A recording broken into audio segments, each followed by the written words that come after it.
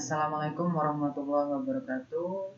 Pertemuan kali ini, administrasi transaksi akan membahas mengenai mesin pembayaran transaksi. Sebelumnya, perlu kalian pahami kompetensi dasar yang perlu dikuasai dari sisi pengetahuan. 3.11 menerapkan mesin pembayaran dalam transaksi. Dari sisi keterampilan, 4.11 mengoperasikan mesin pembayaran dalam transaksi.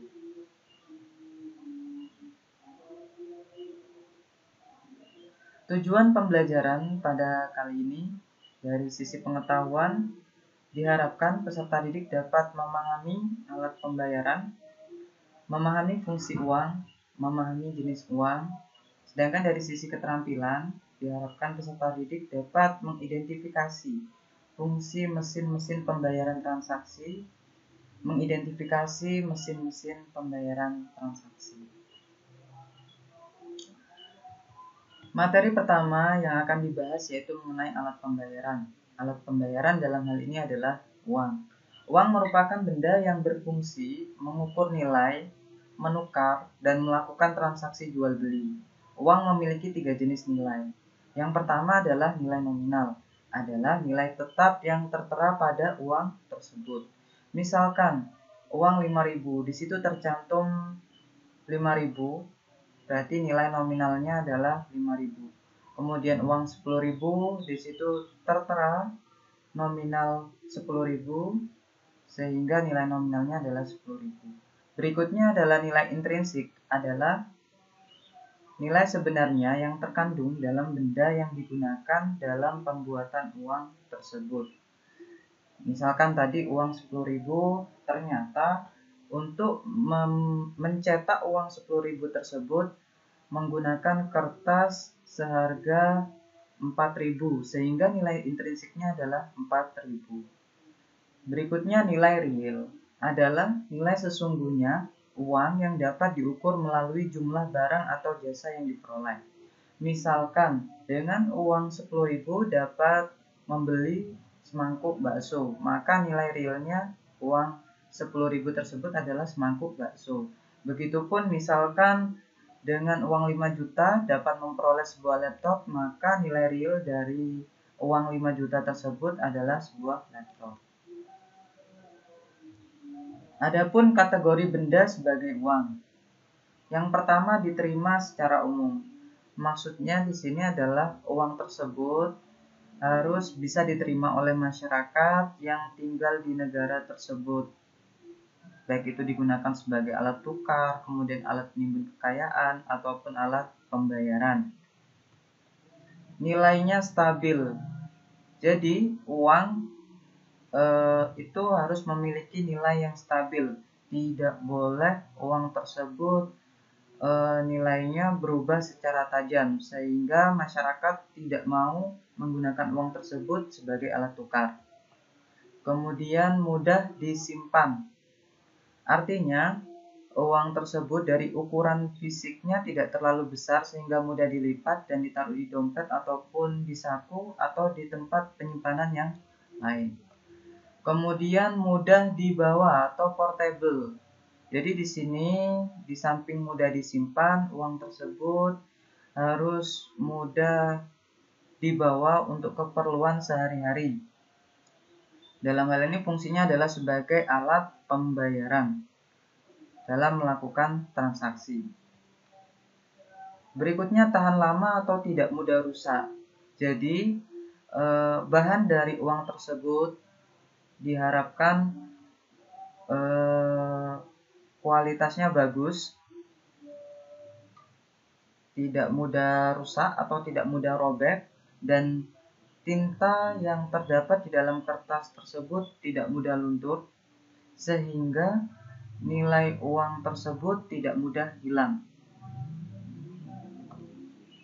Kemudian mudah dibagi atau divisibility. Artinya di sini uang tersebut dapat dibagi menjadi nominal-nominal yang lebih kecil. Misalkan kalian punya uang 100.000 untuk keperluan tertentu, kalian membutuhkan pecahan uang 20.000 sehingga uang 100.000 tersebut ditukar dengan uang 20.000 sebanyak 5. Dan itu tidak mengurangi nilai uang tersebut. Kemudian tidak mudah dipalsukan atau scarcity. Maksudnya di sini uang tersebut memiliki ciri khusus yang tidak mudah ditiru sehingga sulit untuk atau bahkan tidak mudah dipalsukan. Selanjutnya, fungsi uang. Adapun fungsi uang dikelompokkan menjadi dua, yaitu fungsi asli dan fungsi turunan. Adapun fungsi asli uang ada 3. Yang pertama adalah sebagai alat tukar. Kemudian yang kedua adalah sebagai satuan hitung, dan yang ketiga adalah alat penyimpan nilai. Yang pertama, sebagai alat tukar itu mempermudah kegiatan pertukaran. Kesulitan pertukaran dengan cara barter sebelumnya dapat diatasi dengan adanya uang. Kini proses transaksi dapat berjalan lebih mudah dan cepat. Contohnya, misalkan seorang petani di situ baru selesai panen, kemudian menginginkan cangkul yang baru. Maka kalau dulu menggunakan sistem barter, maka petani tersebut harus mencari orang yang memiliki cangkul, kemudian membutuhkan hasil panen. Dengan adanya uang tersebut, maka petani tersebut tidak perlu mencari orang yang seperti dengan kriteria seperti itu, maka petani itu cukup menjual hasil panennya, kemudian mendapatkan uang, kemudian uang tersebut digunakan untuk membeli cangkul. Berikutnya, sebagai satuan hitung, dapat digunakan untuk menunjukkan nilai berbagai macam barang atau jasa yang diperjualbelikan, serta besar kecilnya kekayaan dan pinjaman. Contohnya, misalkan harga satu box pulpen sejumlah 10 biji, harganya adalah 10.000. Itu menunjukkan bahwa nilai dari pulpen tersebut, satu boxnya adalah 10.000. Kemudian alat penyimpan nilai. Di sini dapat digunakan untuk mengalihkan daya beli dari masa sekarang ke masa mendatang. Misalkan seseorang memiliki uang, kemudian uang tersebut tidak digunakan untuk transaksi, tapi disimpan dan digunakan untuk kebutuhan di masa yang akan datang.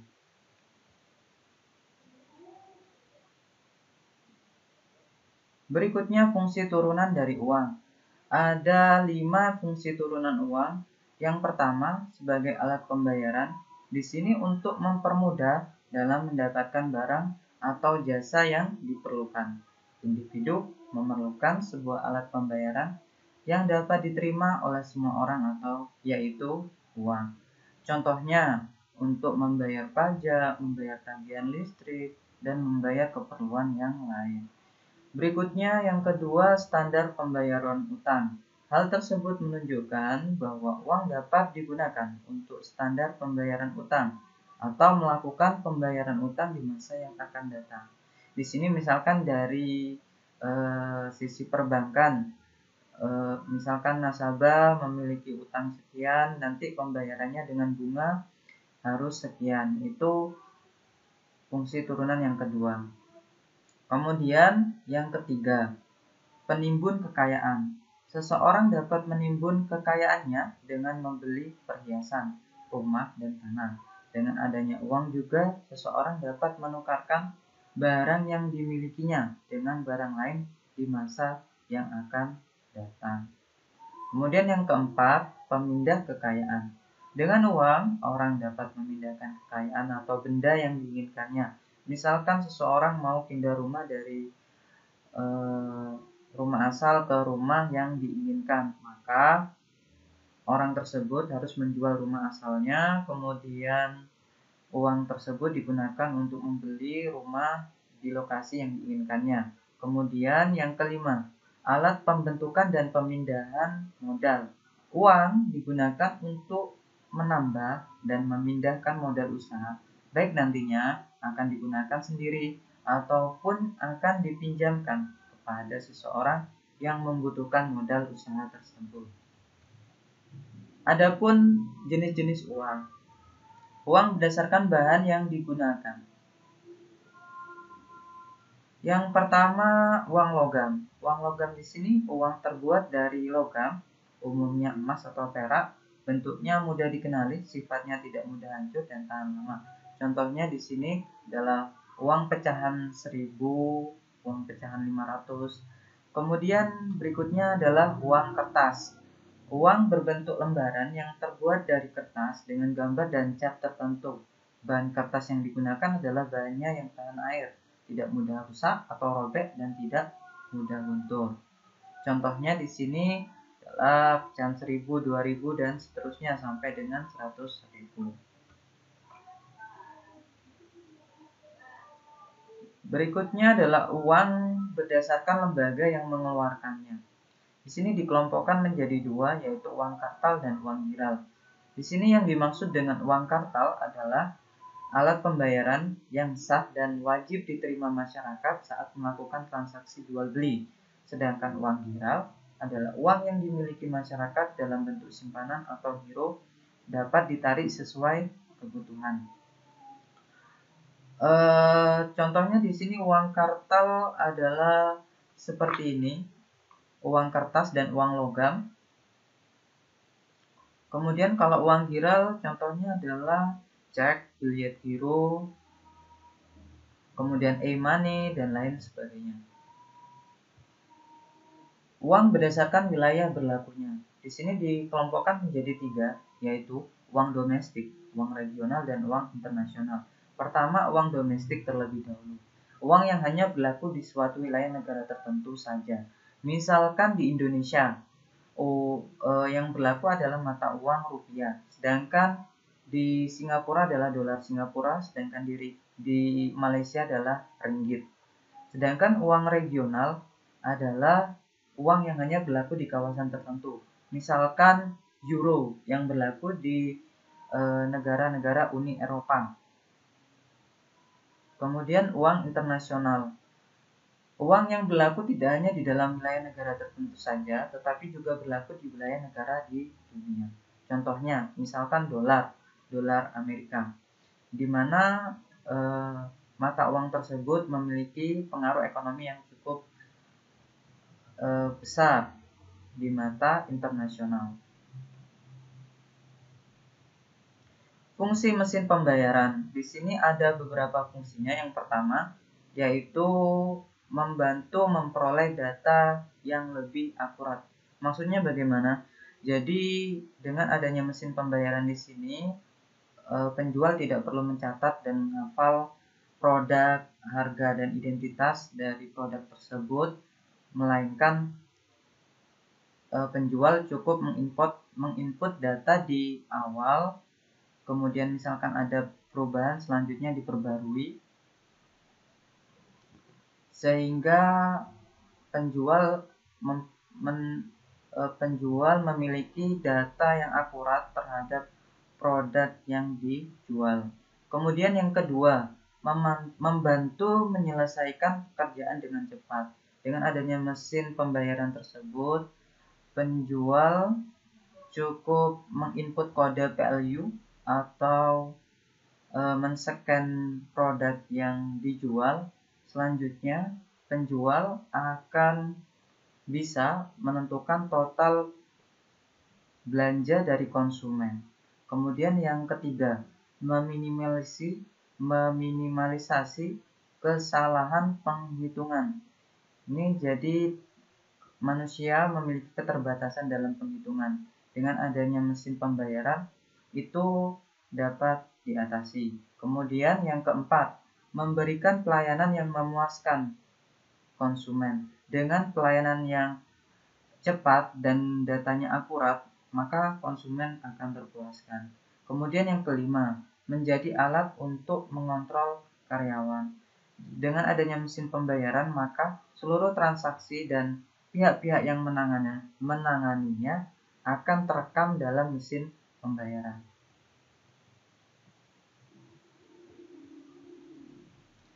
Adapun apa saja yang termasuk dalam mesin pembayaran transaksi, di sini mesin cash register. Yang pertama adalah cash register merupakan mesin kasir yang dipadukan dengan cash drawer. Cash drawer ini adalah lacinya. Mesin cash register yang dipakai oleh toko modern ada dua jenis, yang manual dan yang scanner. Yang lebih canggih yaitu yang scanner, sehingga untuk menginput produknya tidak lagi memasukkan kode value, melainkan cukup men-scan produk tersebut. Kemudian mesin point of sales atau POS merupakan seperangkat komputer dan sistem yang digunakan untuk melakukan transaksi penjualan dengan dipadukan beberapa alat bantu seperti scanner, cash drawer, dan printer. Umumnya, toko sekarang sudah beralih menggunakan mesin POS. Jadi toko retail modern menggunakan mesin POS, di mana di situ kelengkapannya mulai dari monitor, kemudian ada keyboard, ada CPU, di sini ada printernya, kemudian barcode scanner, di sini ada cash drawernya, kemudian di sini ada penunjuk harga kepada konsumen. Tuh. Berikutnya mesin EDC. Kalau kedua mesin yang saya sebutkan tadi, mesin cash register dan mesin iPOS itu mesin pembayaran transaksi secara tunai, di sini mesin EDC dalam merupakan mesin pembayaran yang digunakan untuk transaksi secara non tunai, yaitu EDC merupakan alat penerima pembayaran yang akan memindahkan dana rekening pada bank konsumen ke rekening penjual.